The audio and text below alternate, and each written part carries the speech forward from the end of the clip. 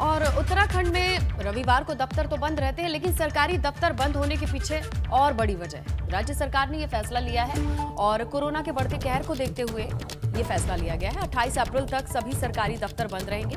इससे पहले 3 दिन ये घोषित किया गया था कि फ्राइडे, सैटरडे, संडे सैनिटाइजेशन के लिए बंद रखा जाएगा।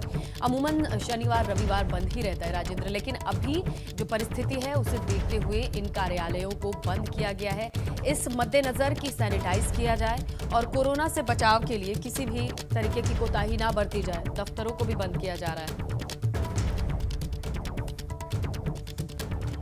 और सरकार को यह फैसला इसलिए लेना पड़ा है क्योंकि उत्तराखंड में कोरोना संक्रमण के तमाम रिकॉर्ड्स टूट गए हैं। पिछले 24 घंटे में 5084 नए मामले कोरोना के सामने आए। कोरोना संक्रमण से पूरे राज्य में 81 लोगों की मौत हुई। आपको आंकड़े बता दें, अल्मोड़ा में 117 मामले, बागेश्वर में 10, चमोली में 90, चंपावत में 321 नए मामले, देहरादून में 1736 और हरिद्वार में 958 नए मामले। ऐसे ही नैनीताल में 592, पौड़ी में 301, पिथौरागढ़ में 123, रुद्रप्रयाग में 53, टिहरी में 190, ऊधम सिंह नगर में 378 नए मामले।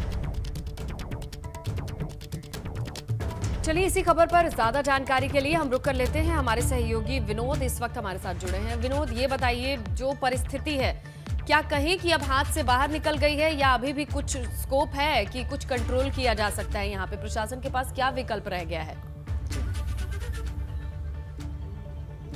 जी स्नेहलता, देखिए, रोजाना ही उत्तराखंड में तमाम जो भी आंकड़े हैं वो बढ़ते जा रहे हैं, चाहे वो मौत के आंकड़े हो या फिर कोरोना के मरीजों के आंकड़े हों। लगातार अब उत्तराखंड में एक बार फिर से स्वास्थ्य महक की जितनी भी व्यापक तैयारी है वो धराशायी हो चुकी है और स्वास्थ्य सेवाओं का अभाव जरूर उत्तराखंड में देखने को मिल रहा है। चाहे दवाइयों की बात हो, चाहे बेड की बात हो, ऑक्सीजन हो या फिर तमाम रेमडेसिविर इंजेक्शंस की बात हो, तमाम जितनी भी व्यवस्था एक स्वास्थ्य विभाग की होनी चाहिए थी, अब वो जरूर हाथ से निकलती जा रही है और लगातार अब मौत के आंकड़े हो, कोरोना मरीजों की संख्या के आंकड़े हो, वो बढ़ते जा रहे हैं।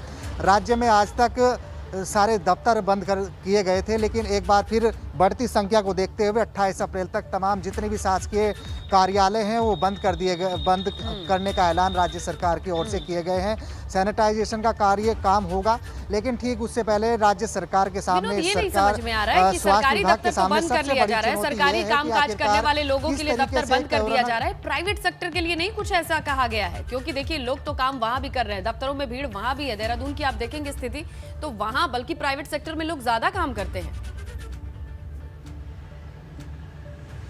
जी देखिए, अभी सरकारी दफ्तरों को बंद करने का ऐलान राज्य सरकार की ओर से किया है, तो सरकारी दफ्तरों के साथ साथ में गैर सरकारी भी दफ्तर बंद है और ऐसे में अगर कोई प्राइवेट दफ्तर कर खुल रहा है तो उस पर वैधानिक कार्यवाही भी पुलिस के माध्यम से की जा रही है।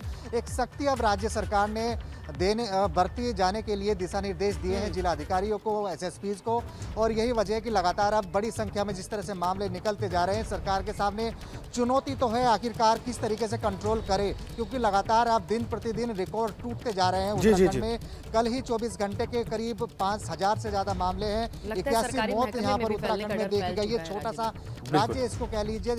बहुत बहुत धन्यवाद आपका विनोद, आपने बहुत ही महत्वपूर्ण जानकारियां दी और बताया कि कैसी भयावह स्थिति है इस वक्त उत्तराखंड में। अभूतपूर्व स्थितियां बन गई हैं। बहुत धन्यवाद आपका।